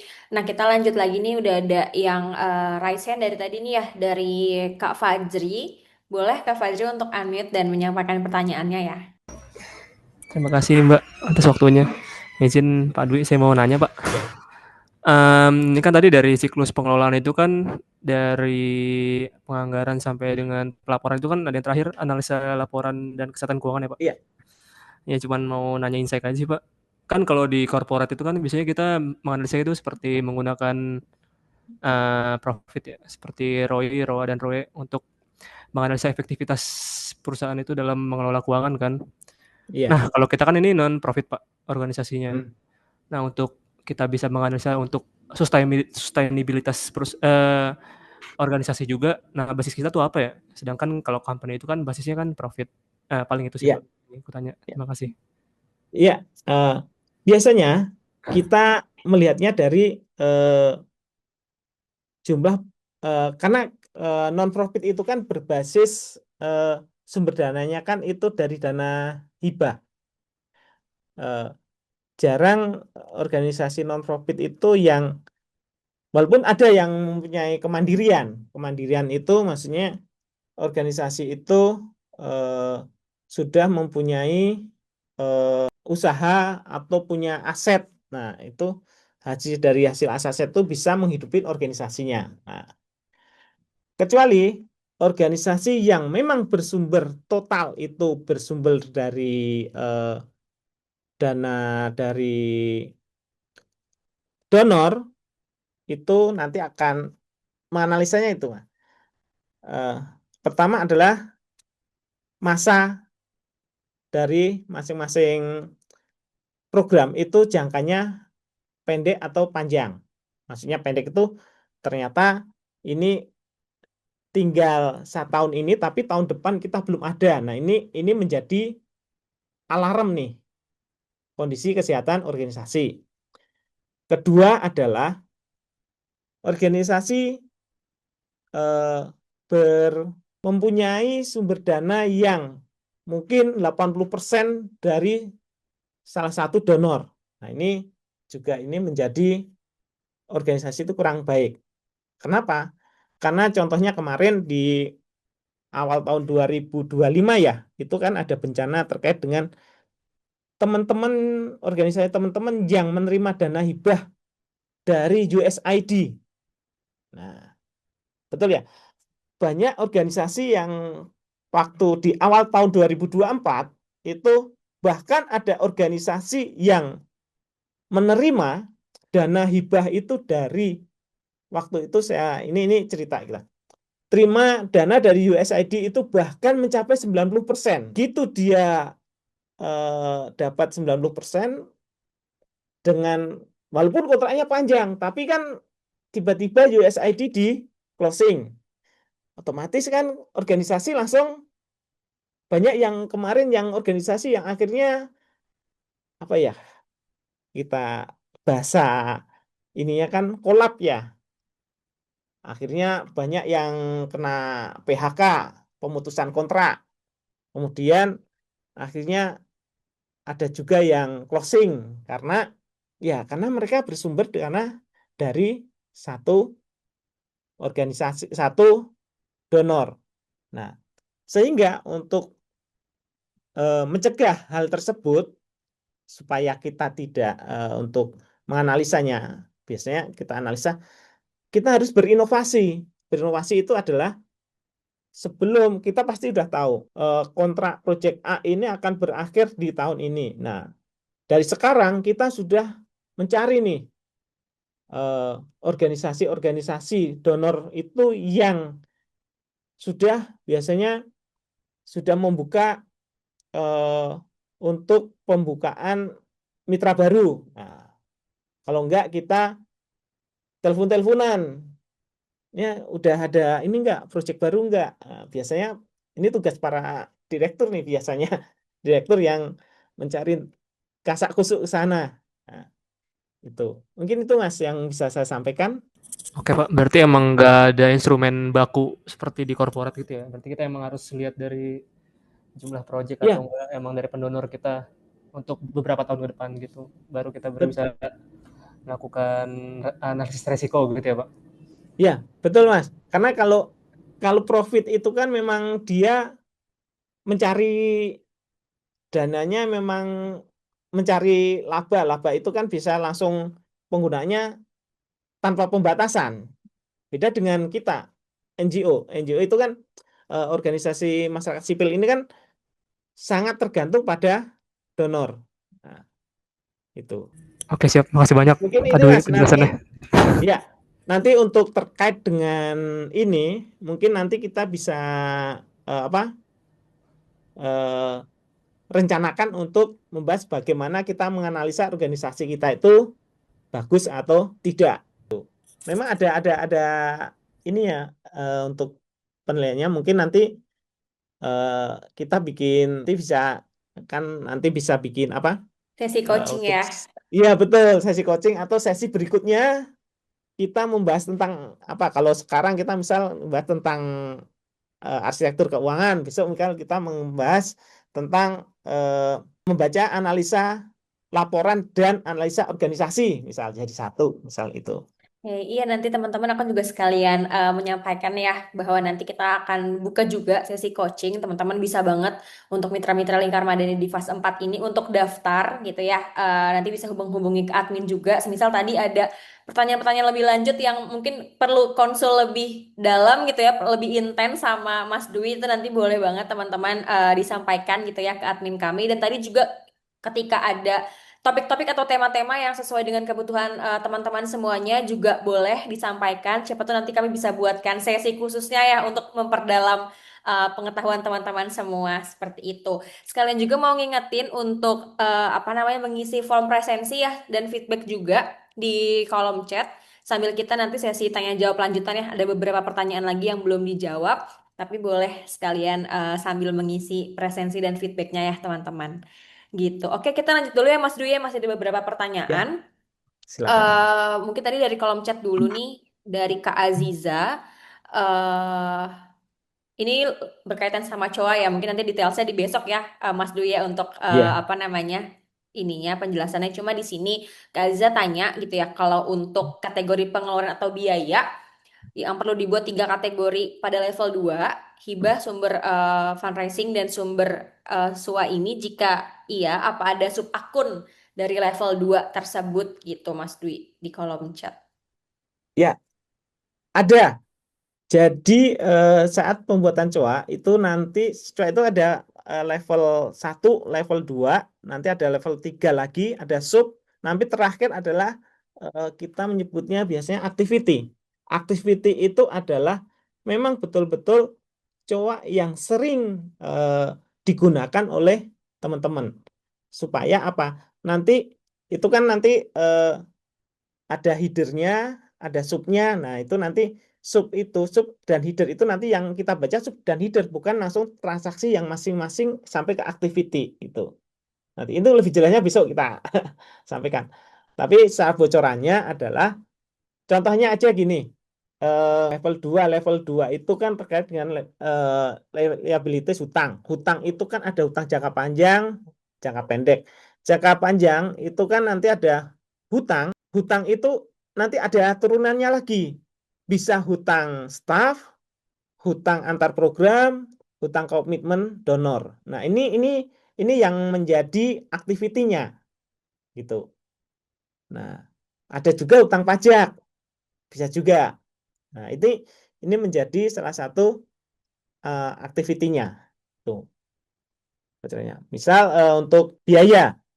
Biaya itu kan level 1-nya biaya, level 2-nya misal biaya program, level 3-nya personal, biaya personal, level 4-nya aktivitinya. Biaya personal itu kan ada gaji, ada tunjangan BPJS, BPJS bisa BPJS kesehatan, biaya BPJS ketenagakerjaan, kemudian ada lagi tunjangan kesehatan di luar BPJS atau ada tunjangan komunikasi. Nah, ini adalah masuk ke ini level 4 yang di atasnya adalah biaya personalia. Nah, bocorannya seperti itu. Kira-kira. Oke, detailsnya besok ya. Jadi jangan lupa Kak Iya, Aziza besok ikut lagi sesinya ya, biar bisa lebih jelas nih ya sama pertanyaannya tadi. Oke, nah tadi Kak Aziza ya Mas Dwi. Ini ada lagi Kak Aziz nih dari Samdana. Boleh mungkin Kak Aziz sudah raise hand, bisa disampaikan pertanyaannya. Iya, terima kasih. Selamat sore, Mas. Selamat sore, Iya, Bang Aziz. mau nanya Mas, nyambung tadi sama pertanyaannya Kak Lasmi tadi itu kan. Iya, Kak Lasmi tadi kan nanyanya itu ketika dari donor, terus Mas sudah ada kegiatan, sudah ada muncul biaya, terus masih ada sisa, dan itu dianggap apa namanya menjadi apa tadi income atau pendapatan lembaga. Itu tadi Mas Dwi bilang itu bebas dari pajak. Itu itu kira-kira pencatatannya kayak gimana, Mas? Soalnya setahu saya ketika apa namanya di laporan keuangan itu timbul income, itu sudah pasti jadi objek pajak untuk badan itu, Mas. Gimana, Mas? ya. Eh, objek pajaknya itu kan nanti muncul saat kita lapor PPh Badan kan, Pak? Ya, PPh Badan. Nah, kita kan membuat namanya rekonsiliasi fiskal. Nah, saat dana itu masuk, sisa dana ini kan pindah menjadi dana tanpa pembatasan. Kalau tanpa pembatasan bukan dana hibah lagi, pasti itu akan kena pajak, betul, itu akan kena pajak. Tetapi saat kita pembuatan rekonsiliasi fiskal, nah ini tadi yang saya tekankan adalah pada saat kita membuat rekonsiliasi fiskal, harus kita bedakan bahwa semua dana yang bersumber dari hibah itu kan tidak akan kena pajak. Nah, nanti kita lihat tuh, apakah kalau memang ada sisa benar saat kita setelah selesai pembuatan rekonsiliasi fiskal ada sisa, nah itu yang kena pajaknya. Tapi pajaknya belum tentu sesuai dengan jumlah sisa dana tersebut. Tapi setelah laporan rekonsiliasi, laporan lembaga itu jadi, itu nanti akan ketahuan ada sisa atau tidak. Tuh. Tapi kebanyakan yang teman-teman dari yang saya dampingin itu setelah pembuatan rekonsiliasi fiskal itu pada ini minus semua, tidak ada yang surplus. Cuman permasalahannya adalah semenjak kita pakai Kortek ini, nanti ada saya lupa lampiran 14 atau berapa ya, itu terkait dengan sisa lebih. Sisa lebih ini bahwa sisa lebih kalau tidak dipergunakan itu akan menjadi objek pajak. Sekarang ini kita jujur-jujuran aja nih. Memang sekarang teman-teman lembaga non-profit ini sekarang lagi gencar-gencarnya, kayaknya bukan gencarnya, sudah menjadi incaran orang pajak. Karena dari beberapa teman itu kemarin ada, bahkan belum lama ini saya ditelepon, Mas, saya dapat SPDK nih, SV2DK. Loh, kenapa? Terkait dengan ini, Mas, sisa lebih. Jadi sisa lebih itu dihitung adalah 4 tahun ke belakang. 4 tahun ke belakang, kalau ada sisa dana ini maksudnya sisa dana bukan sisa dana setelah kita lapor pajak, setelah rekonsiliasi fiskal itu kan nol. Misal kita surplus atau ini sisa dana itu adalah kalau lihat kita di laporan penghasilan komprehensif, nah itu sisa dana dari situ. Di situ kan di posisi hasilan komprehensif itu ada namanya sisa lebih atau surplus atau defisit. Kalau itu surplus, nah surplus itu harus digunakan oleh selama dalam jangka waktu 4 tahun ini digunakan untuk investasi atau disimpan secara permanen atau untuk bangunan atau pembuatan saya lupa nih. Mungkin kalau ada yang teman-teman di sini ada yang ingat bahwa akan digunakan untuk pembuatan fasilitas atau dalam bentuk pembelian peralatan. Nah, itu harus karena di teman-teman kalau sudah lapor PPh Badan itu akan kelihatan di situ. Kalau di Kortek itu akan muncul di, kalau nggak salah di lampiran 14 itu akan ada sisa dana itu dihitung dari tahun 2021. Nah, jadi teman-teman saat ngisi PPh Badan, teman-teman harus buka lagi nih laporan 2021 yang dilaporkan ke pajak itu posisi penghasilan komprehensifnya ada sisa berapa. Nah, itu yang harus diisi di lampiran 14 itu, Pak. Jadi maksud yang saya sampaikan ke sama Mbak Lasmi tadi bahwa yang maksudnya nggak kena pajak itu bukan sisa setelah lapor, setelah rekonsiliasi ada sisa itu nggak kena pajak, bukan.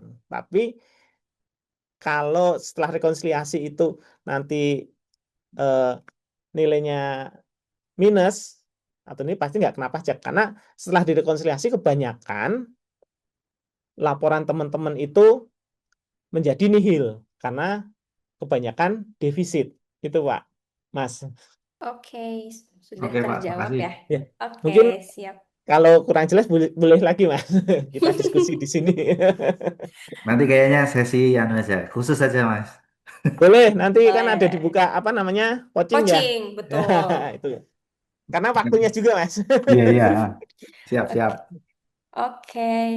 Oke, teman-teman, kebetulan ini masih ada sekitar 3 pertanyaan ya. Aku boleh minta kesepakatan teman-teman ya. Mungkin kita maksimal selesaikan kelasnya di pukul 16. Bagaimana? Bisa disepakati nggak ya? Awalnya kan 15.30 ya. Tapi karena aku lihat antusias teman-teman untuk bertanya nih, kita maksimalkan di pukul 16. Bagaimana teman-teman, bisa disepakati? Oke, mungkin boleh kasih reaction. Takutnya yang di wilayah timur kesorean ya. Tapi semoga aman ya. Oke. Kita sepakati nanti selesai di pukul 16 ya teman-teman semuanya. 16 waktu Indonesia bagian Barat maksudnya ya. Oke. Nah, kita lanjut berarti ya, Mas Dwi. Ini dari kolom chat lagi dari Kak Tantri terkait pengkodean di COA gitu ya untuk organisasi yang dirancang berdasarkan jumlah donor atau bisa juga berdasarkan rekening organisasi juga rekening masing-masing project gitu. Mungkin ini udah sedikit nyinggung-nyinggung COA ya. Mungkin boleh di-spill sedikit Mas Dwi. Oh, yang ini ya, yang pengkodean di COA untuk organisasi dirancang Betul. berdasarkan jumlah donor atau bisa juga berdasarkan rekening organisasi juga rekening masing-masing project. Nah, ya terkait dengan COA untuk pengkodean itu nanti pengkodean ini terkait dengan nanti COA itu akan kodenya itu cuma satu istilahnya tidak ada yang kode yang kembar yang sama. Tuh, misal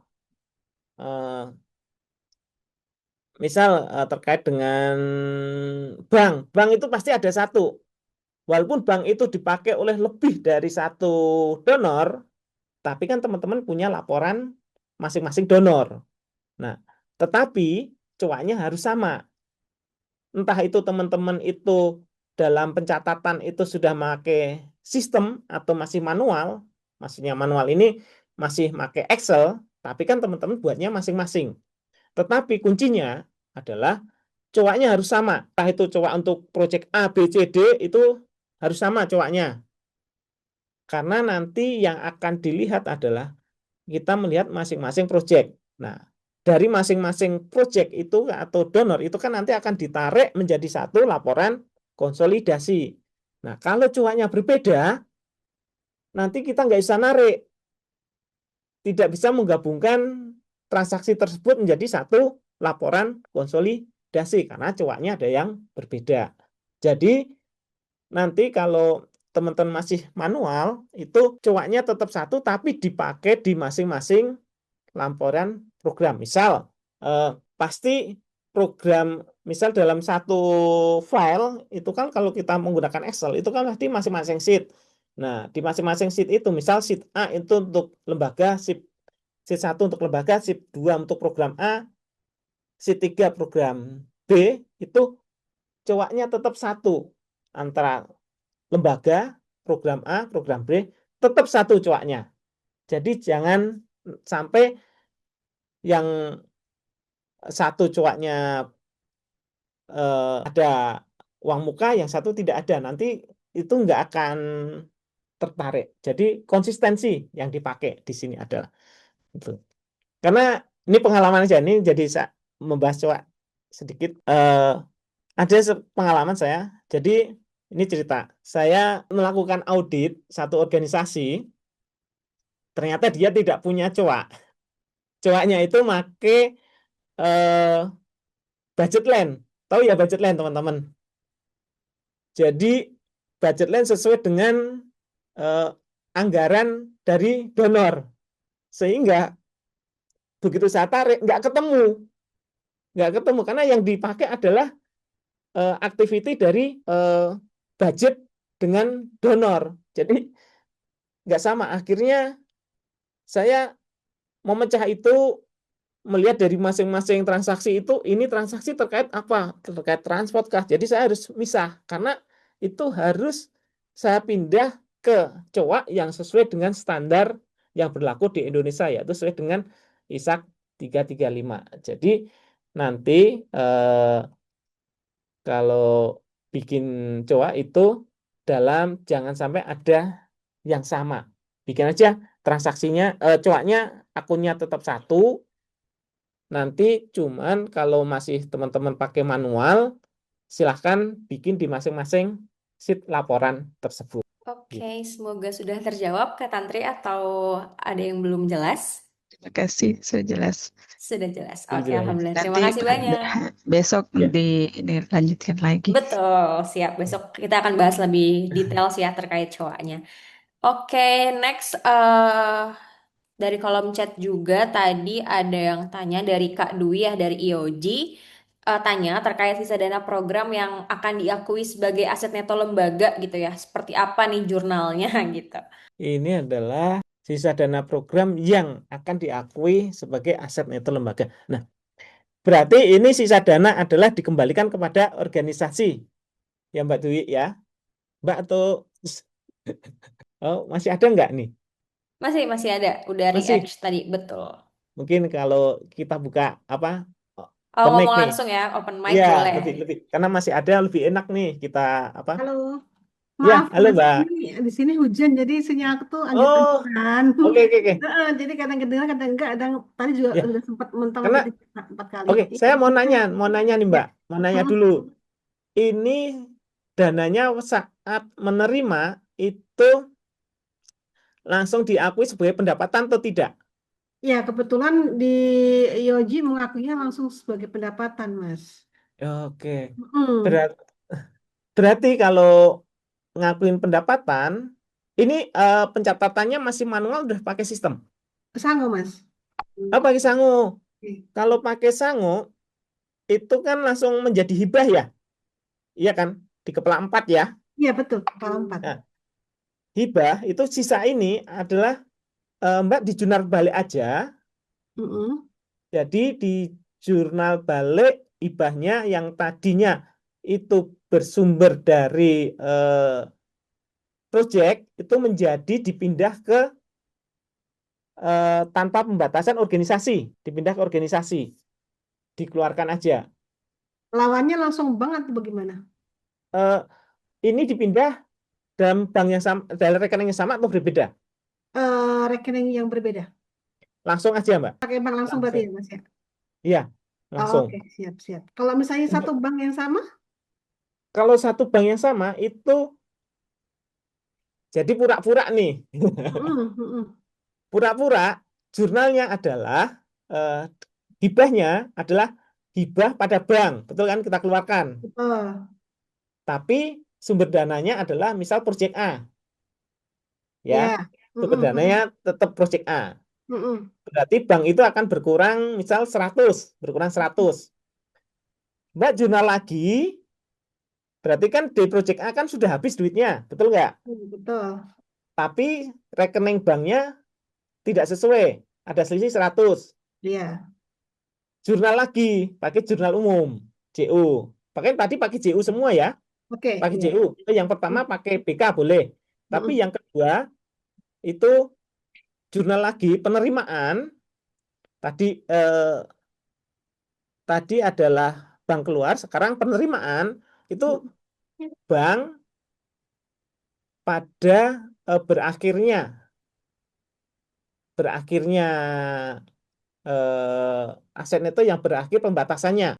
Pakai kepala 3 berarti kepala 4. Ya, kreditnya kepala 4, tapi sumber dananya menjadi lembaga. Oh gitu, jadi sama-sama di kepala 4, tapi yang satu dari project, yang satu punya lembaga gitu ya? Ya, karena nanti pas ditarik di masing-masing programnya, Misal Mbak narik laporan bukan konsolidasi ya, Iya, per proyek. per man itu nanti akan di rekening akan 0 karena Iya, itu akan, tapi kalau dikonsolidasi tetap ada karena itu masuk ke lembaga. Karena lembaga. Iya, oke. Ya, Oke, Mas. Terima kasih banyak, Mas. Sudah jelas ya. sama-sama. Ya.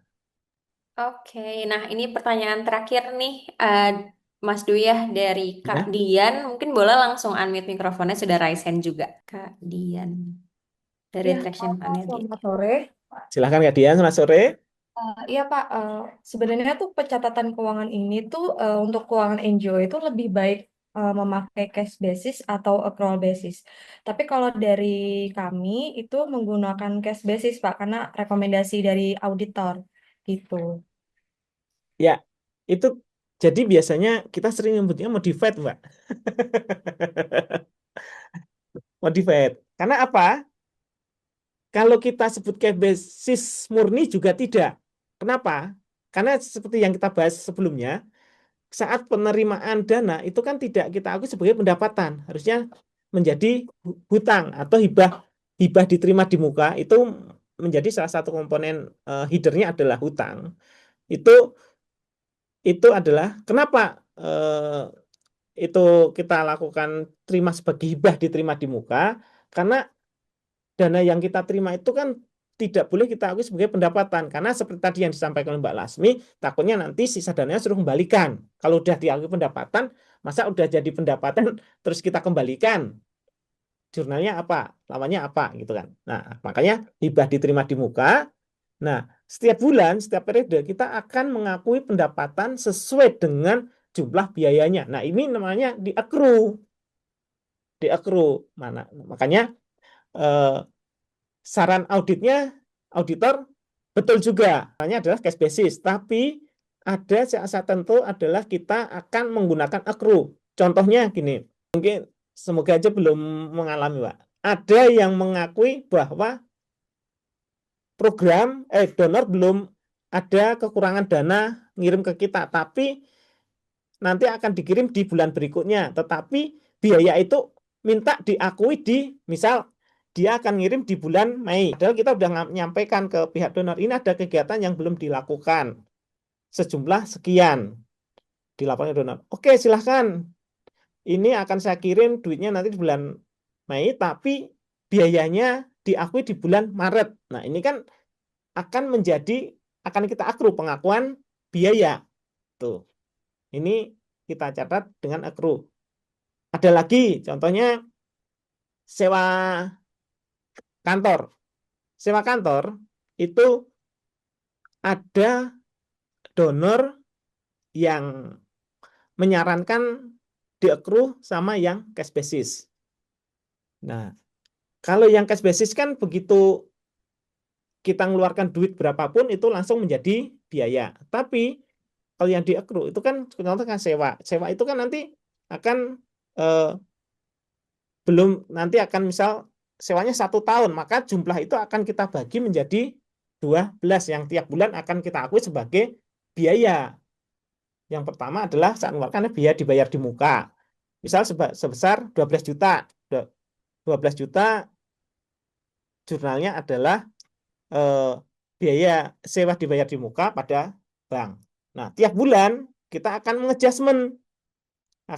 mengejasmen bahwa mengakui biaya setiap, jadi 12 juta itu dibagi 1 tahun kan dibagi 12 menjadi 1 juta. Jadi tiap bulan kita akan melakukan jurnal accrue sebesar 1 juta, 1 juta, 1 juta. Jadi tidak monoton adalah cash basis, tapi ada juga yang transaksi tertentu yang akan kita lakukan accrue. Ini Pak, jadi sebenarnya kita ada penghasilan pendapatan lain di luar hibah yang sebenarnya kita sudah lakukan pekerjaannya di tahun ini. Jadi semua pengeluarannya sudah dilakukan tahun ini.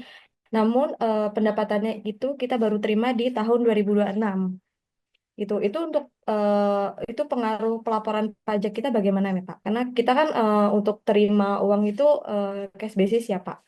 Iya, Untuk ya gitu. cash basis. Untuk pajaknya ya? Ya, untuk pelaporan pajaknya Pak. Karena kalau melihat pelaporan kita jadinya tahun ini kita minus pendapatan, tapi untuk tahun depan kita surplus pendapatan karena secara pembiayaan atau pengeluaran itu kita sudah lakukan tahun 2025 gitu. Nah, ini terkait dengan pajak Badan. badan ya, Ya. pajak badan. Berarti itu akan, kalau badan kan udah mengaku di accrue ya Mbak, berarti ya, untuk spesies, accrue ya itu. Karena Ya. udah mengakui penerimaan duluan ya. Eh, kita tidak menerima Oh, ini tidak menerima. dulu, Pak. Berarti akan, kan laporannya minus Mbak nanti. Iya, laporannya minus, Pak. Tapi makanya itu, Pak, sedangkan tahun 2026 ini kita jadinya surplus karena pendapatannya baru kita terima di tahun ini gitu. Iya, itu nanti pajaknya diakui yang di 2026 kan, badan itu kan di periode saat kita terjadi transaksi kan. Berarti itu kan akan diakui di 2026. Oh gitu. Walaupun secara pembiayaan atau pengeluaran itu kita lakukan di tahun 2025, Pak. Sebentar, ini saya agak Jadi pendapatannya di luar hibah, Pak. di luar hibah. Ya, di luar hibah gitu. Secara pekerjaan dan pengeluarannya itu dilakukan di tahun 2025, tapi untuk pendapatannya kita terima di tahun 2026. Di 2026, Mbak. Karena terimanya di 2026. Oh, jadi tetap pajaknya akan dilakukan di 2026 gitu ya, Pak? Iya, karena yang pendapatan di 2025 itu kan total pendapatan dikurangi total biaya kan? Itu yang kan kena pajak. Iya, betul, Pak. Ya kan? Nah, berarti yang 2025 sudah disubsidi oleh pendapatan yang lainnya. Iya, betul, Pak. Disubsidi pendapatan yang lainnya. Gitu. Nanti di 2026 juga gitu, Mbak. Pendapatan disubsidi tapi nanti ada biaya yang lain juga. Baik, terima kasih Pak Dwi. Iya. Sama-sama, Mbak.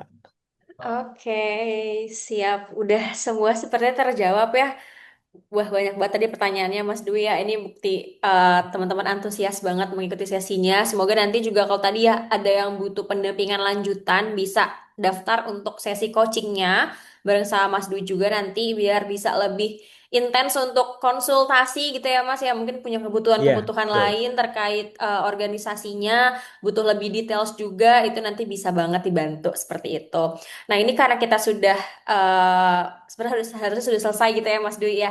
Dan teman-teman juga sudah mengikuti dengan baik. Mungkin aku mau ada sedikit sesi sharing gitu ya, refleksi kali ya Mas ya. Setelah kita hampir 2 jam lebih nih udah mengikuti sesi bareng sama Mas Dwi. Aku pengen coba tanya dari teman-teman semua gitu ya. Nanti mungkin perwakilan beberapa akan aku tunjuk untuk menyampaikan kira-kira hal apa sih gitu yang teman-teman akhirnya oh ternyata dapat ilmu baru nih atau oh ternyata kebutuhan-kebutuhannya seperti ini sudah terjawab gitu ya, hal apa yang bisa diambil dipetik gitu ya dari sesi hari ini atau mungkin bisa juga terkait apa namanya hal apa yang paling relevan gitu ya yang udah Mas Dwi sampaikan hari ini gitu teman-teman mungkin boleh berbagi nih di sini. Mungkin aku coba tunjuk ya perwakilan teman-teman yang ada di sini. Sebentar, aku coba lihat. Mungkin dari Kak Bob dari LTKL boleh berbagi hal apa yang sudah diterima, dirasakan di sesi hari ini. Mungkin yang bermanfaat juga ya buat organisasinya. Silahkan boleh Kak Bob. Halo, terima kasih kesempatannya. Apa yang didapat hari ini sih sebetulnya lebih untuk apa ya pengajekan lah dalam artian apa yang selama ini saya pelajari. Kebetulan saya dari organisasi profit ke non profit baru 1 tahun belakangan ini. Yang menjadi titik berat yang apa ya yang menjadi refleksi saya dan diamini dari Mas Dwi tadi itu kan bagaimana kita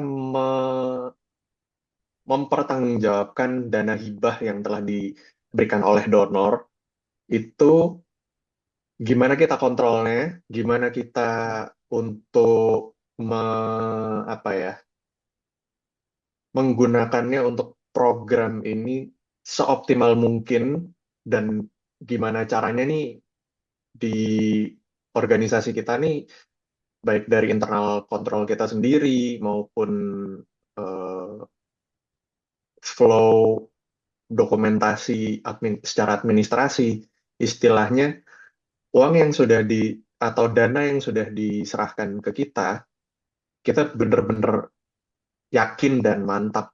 Oh ini loh, kita sudah dari kami organisasi yang sudah menerima ini sudah menjalankan program ini sekian yang restricted untuk program meskipun sudah selesai ataupun meskipun sudah selesai dan masih ada kelebihan dana, itu kita tetap harus ada hitam di atas putih apakah itu boleh kita gunakan sebagai unrestricted. Ya. Kurang lebih sih itu. Terima kasih. Oke, terima kasih banyak Kak Bob. Mungkin teman-teman juga relate ya sama yang disampaikan Kak Bob tadi gitu ya. Banyak banget Alhamdulillah dari sesi ini Mas Dwi sudah berbagi dan banyak eh, berbagi ilmu sama kita semua. Semoga nanti bisa diimplementasikan ya di organisasi teman-teman masing-masing. Dan besok juga teman-teman kita jangan lupa jam 10 pagi ya. Seperti biasa kita akan ada kelas lanjutan dari sesi hari ini terkait cowoknya itu sendiri. Seperti itu. Nah mungkin Mas Dwi boleh nih ada sedikit closing statement atau pesan-pesan buat teman-teman kira-kira seperti apa nih gitu dari sesi hari ini. Silakan. Ya, terima kasih Mbak Dea. Jadi kuncinya adalah di sini karena kita itu dikasih kepercayaan oleh donor, maka kita harus laporan kita itu harus bisa dipertanggungjawabkan, akuntabilitas dan transparansi. Kenapa? Karena dana ini harus kita gunakan sesuai dengan regulasi atau MOU yang disepakati kita dengan pihak donor. Karena organisasi non-profit ini kan SDM-nya kan sumber dananya kan semua dari dana hibah. Kecuali organisasi yang memang sudah settle. Kecuali organisasi itu sudah ada yang punya hotel atau punya wisma. Tuh. Itu dia tidak begitu ini. Tapi kalau organisasi ini kuncinya adalah teman-teman dalam pencatatan atau mengelola organisasi itu harus sesuai dengan akuntabilitas dan transparansi. Kuncinya di situ. Oke. Demikian Mbak Dia. Oke, terima kasih banyak Mas Dwi sudah menyampaikan closing statement-nya gitu ya teman-teman. Tadi transparansi gitu ya kuncinya. Ya. Apa yang kita terima harus kita pertanggungjawabkan. Mungkin simpelnya Betul. seperti itu ya gitu. Oke, nah teman-teman nggak kerasa, sebenarnya kerasa sih ya teman-teman mungkin udah pegel-pegel juga udah sore gitu ya. Kita udah belajar bareng nih selama kurang lebih 2 jam ke depan. Jangan lupa besok kita ketemu lagi untuk sesi lanjutan. Dan untuk sesi hari ini juga jangan lupa diisi ya form presensinya sudah dikirim di kolom chat. Mungkin boleh dikirim ulang kali ya teman-teman dari Lingkar Madani. Siapa tahu teman-teman ada yang terlewat tadi belum mengisi seperti itu. Oke, nah mungkin aku juga sudahi sesi hari ini ya. Terima kasih banyak. Semoga banyak manfaat yang didapatkan dari proses belajar kita hari ini. Mohon maaf jika ada salah kata dan perbuatan atau kurang-kurang ya selama proses fasilitasi di hari ini. Terima kasih banyak teman-teman yang sudah hadir. Tim yang bertugas hari ini juga terima kasih banyak atas bantuannya. Aku Dea selaku fasilitator pamit undur diri teman-teman. Semoga kita bisa ketemu lagi ya besok. Selamat sore semuanya. Terima kasih banyak. Sehat selalu ya. Selamat sore. Terima kasih.